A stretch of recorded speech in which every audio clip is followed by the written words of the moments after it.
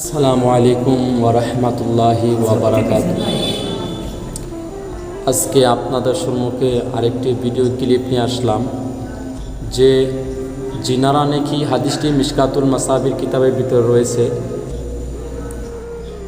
আল্লাহ রসুল সাল্লাল্লাহু আলাইহি ওয়াসাল্লাম বলেছেন, জিনারা নাকি 5 ওয়াক্ত নামাজ আদায় করেন এবং কি আদায় করবে, আর এক জুমা থেকে আরেক জুমা, আর এক রমজান থেকে আরেক রমজান তৈরি।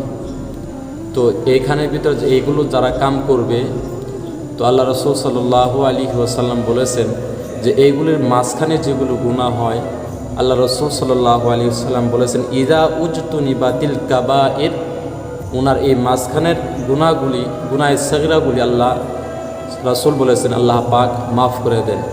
তো আমরা সবাই যেন 5 ওয়াক্ত নামাজ পড়ি এবং কি জুমার নামাজ কেজুল পড়ি, আর রমজান মাসের রোজাগুলি যেন আদায় করি।